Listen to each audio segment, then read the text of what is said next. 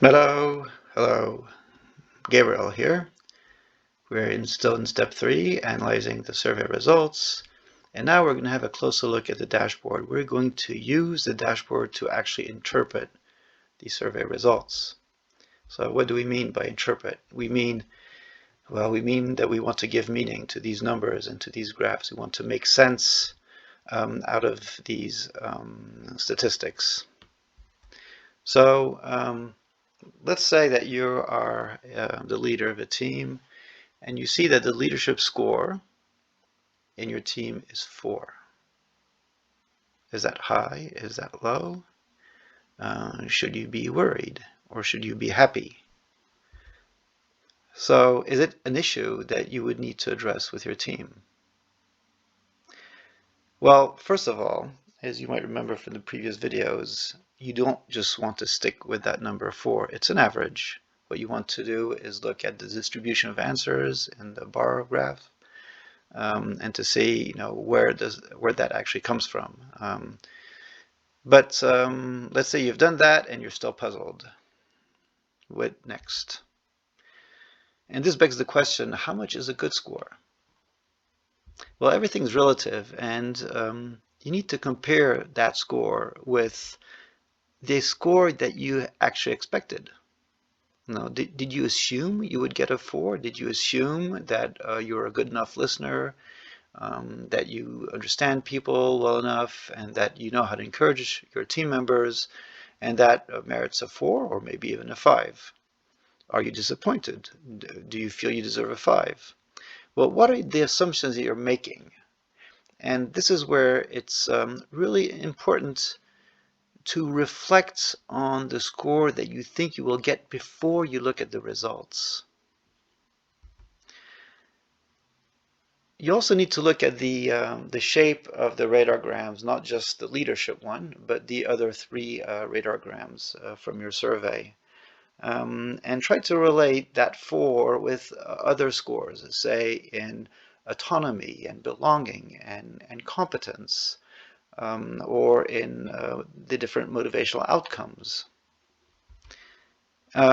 Compare that score with the scores of other teams. And now if you are in an organization where multiple teams did a Moti survey and you know the leaders of the other teams, well, how do you compare to these leaders? I'm sure you've already asked yourself that question. Well, now's your chance to reflect more deeply about how you compare to others as a leader. Now, if you're fortunate enough to be doing your second or third Moti survey, we'll compare that 4 with the score that you got in the previous surveys. Are you improving? Is it stable? Or on the contrary, is it decreasing? So the number 1 step, I think, here is to, before you interpret, before you even look at the results, it's to clarify your assumptions. And I think we discussed this in the previous video when you were designing your survey. So reflect on the results you expect to see before looking at the dashboards, and ask yourself, how people will answer. So these are people in your team, people that you know, people that you interact with. Well, how will they answer the survey questions? And how will all these answers translate in an average score? Now go deep. Really reflect on the reasons why the survey would lead to a given score. Write your assumptions down. Journal your thoughts, because by journaling your expectations and by formulating your assumptions in a clear way, you'll actually be more proactive and maybe even less influenced by the results when you discover the dashboards. So for this, we've developed a guide. There's the Moti Leadership Assessment Guide, which will help you to clarify your assumptions about your leadership skills. So you're more than welcome to adapt it to your needs or to look at it and give us feedback on whether it was helpful or not. And then if you are just a respondent in the team, well, you can use this guide. So before you look at the dashboard and how you answer to the dashboard, you might want to reflect on your personal motivation and clarify your assumptions about how you feel. So once you've done that, you can start interpreting the profile shapes in earnest. So we're gonna have two teams here. These are real examples. Team 1 and Team 2. So Team 1, so this is the outcome, so you don't see the leadership score. But as you can see, Team 1 and Team 2 have similar scores in fulfillment, for example, around 4, or in meaning, above 4, actually. So yet the shapes are very different. So Team 1, which is on the left, you'll see it has a relatively higher well-being score than the team on the right. Same with values, same with engagement, etc. So, put a score, any type of score, in the context of the other scores. And the easiest way is just to look at the shape of the polygon in red. Now, the bigger the surface of the polygon, the better. That means you have higher scores. But the different valleys and peaks in the polygon are also an indication of where something might need to be improved. So this is a little hint. We can maybe gamify this slightly. So the red shapes represent the motivation profiles of two teams in the same national society. So one is a team of volunteers, the other is a team of employees. And as we go through various examples using these two teams, try to figure out which one is the team of volunteers and which one is the team of staff, of employees. So comparing the profile scores can be done also in a table. So here we've moved on to the three needs, these intrinsic motivators, the feeling of autonomy, belongingness, and competence. And we hovered over the different dots on the radargram, and we compiled in this table the results for Team 1 and Team 2. And you can see here also, so I haven't shown the two polygons, but you can guess that the shapes are different. The Team 1, 4.2, 4.1, 4.3, so all the scores are above 4, whereas for Team 2, the feeling of autonomy and belongingness are below 4. So these scores are collected by hovering the cursor over the radiograms, but you can also see them in the automated team report. And here, we can start the interpretation. The feelings of autonomy and belongingness are significantly lower in Team 2 than Team 1, and this is the same organization. So this is, beyond corporate culture. Now, we also know from self-determination theory, and we'll go a little deeper into that a little later, that low levels of autonomy and belongingness can also lead to frustration, emotional drain, and demotivation. So Team 2 does have an issue here. Here we go. So as you know, the leadership skills of listening, understanding, and encouragement are what affect the most these three basic needs. So you can also already see that it's really helpful to get the basics of self-determination theory. And so we're still comparing the two same teams. So Team 1 on the left, and here you go, leadership score of 4.0. And you can see that the 4.0, if you look at the graph, you have 4.0 and or 4, around 4, a little over 4 for all three skills, listening, understanding, encouragement. And now look at the leadership score for the Team 2, 3.4, so this is well below 4. And we can see that all three skills are in need of improvement, with listening being particularly low at barely 3.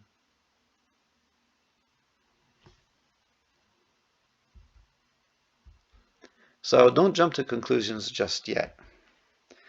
It's the shape of the profile that matters, not each score taken in isolation. So if you see that you've got a leadership score of 4, don't panic and don't celebrate. You still have some analysis to do. You have to look at all the scores and the shapes of all the 4 profiles. You have to reflect on the relationship between the scores and the profiles. and you need self-determination theory to guide you.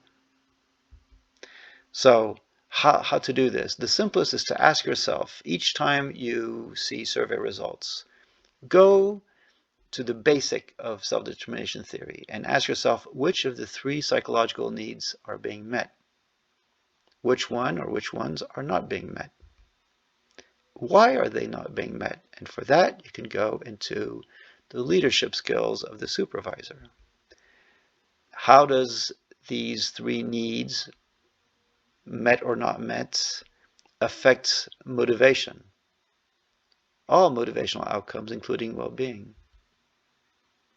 So by comparing scores between the different building blocks of self-determination theory, so by comparing the shapes of the 4 radargrams, you can start already imagining some possible explanations for why you have these scores, why you have these motivational outcomes. So formulate your assumptions, write them down. These are still only assumptions, but these assumptions you will be able to validate during the team discussion. As the teams sort of express their feelings and what's going on with their emotions, you will be able to test if your assumptions are correct or if you've overlooked some more important explanations. So the real insights will emerge from the conversation, from your conversations with the team, not from the scores themselves. The scores are just a trigger to start the reflection, to start the conversation. Now, interpreting the bar charts, well, scores are averages, and averages, as I said before, are misleading. So always look at the distribution of answers before making an assumption on what that score might actually mean. So here's an example. Actually, it's still the same 2 examples, Team 1 and Team 2. So Team 1, remember, got higher scores in well-being than Team 2. You might remember that. And here you have the distribution of answers. And indeed, you can see that over half of Team 1 is either in dark green or lighter green. This means that they do not feel, they only seldom or rarely feel emotionally drained. Whereas Team 2 you see much more red. And so the frequency of feeling emotionally drained is greater. And we'll see what that looks when we actually create a frequency table with these same results. So a percentage distribution of answers on the frequency of feeling emotionally drained can actually be put into the table. And so this is pretty much it. So remember, I just sort of hovered over the different colorful segments of both bars, and I just compiled in this table the different percentages. So, for example, I feel emotionally drained by my volunteering activity. In Team 1, 19.2% of the respondents said never, whereas no one in Team 2 said they were never emotionally drained by their volunteering activity or by their job. And then the reverse, if you go at the bottom, you can see that, for example, you have in Team 1, 3.8%, so it's probably just one person that very often feels emotionally drained, whereas you have about a quarter of the respondents in Team 2 that very often feel emotionally drained. So overall, you can see that about half of the respondents in Team 2, see 25 plus 8.3, suffer from frequent emotional drain. And you can actually simplify this table by grouping. Feels drained never to sometimes, often to every day, 100%. Now comes the really interesting part. We will interpret the dashboard dynamically using self-determination theory. So, as you know, a theory is a series of explanations that you can use to better understand something. Here we'll start with leadership practice. So we know that different leadership practices and management processes, all these can lead to, say, lower autonomy. So an organization with high levels of compliance, a culture of micromanagement, that can lead to people being deprived of most of their autonomy. And that can lead easily to frustration. And it's all the more frustrating that the same management culture of compliance create all these very tedious and painful bureaucratic processes that do not allow the employee or the volunteer to be effective and to do their work in a timely manner. They are blocked by all these bureaucratic obstacles. So when you have a volunteer or staff who's highly engaged, but is repeatedly frustrated in his or her efforts to get the job done, that will lead to emotional drain.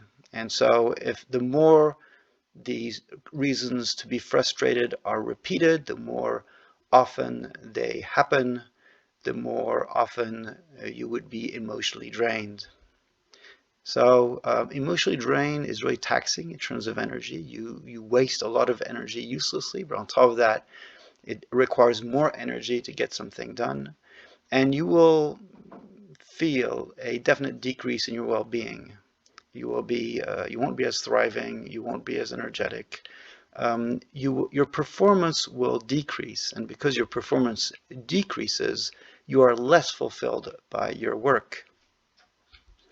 So emotional drain is really negative in the sense that it decreases your energy levels and it decreases your performance, because to perform well you need energy.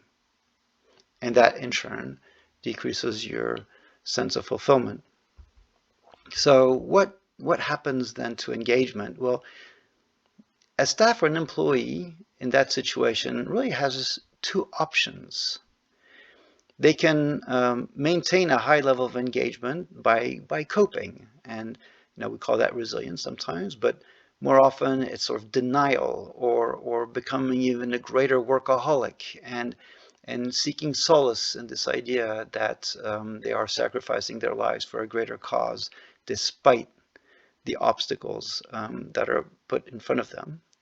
Another option for that miserable staff would be to reduce the frustration by lowering the emotional engagement in the work. So basically to become emotionally detached from the job. A typical sentence would be, it's only a job after all. For volunteers, it can just mean, you know what, I'm just not going to show up and I'm going to drop out. I will not continue to volunteer. Now, people say, yeah, but there are also personal factors that might influence emotional drain. People were mentioning COVID-19, for example, as being very emotionally taxing. Some people might also have problems at home, or they might live in a very difficult situation in their neighborhood. That is true. That can cause emotional drain. But we have seen examples with Moti of people living in very difficult circumstance, and they see a refuge in the Red Cross.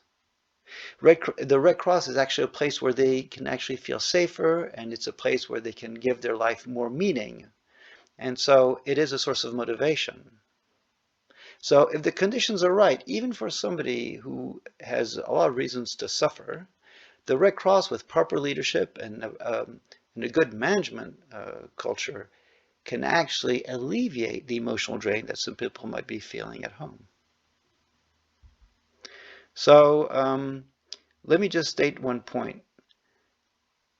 When you use a theory, you are allowed to, and you're helped in finding causations. Now, these causations are assumptions. You cannot prove them. But self-determination theory has been along for sufficiently long to be able to tell you, that it is likely that if one of the needs, in this case, the need for autonomy, is low, there will be a whole cascade of consequences, as this infographic shows. more importantly, these arrows, these different causes, they can be tested in two ways. They can be tested statistically to see at least if there's a correlation in the data set between, say, low autonomy and emotional drain. But more simply, you can test these assumptions during the team discussion. You can validate qualitatively these assumptions with your team. So this concludes interpreting the dashboard. In the next video, we will interpret the automated report.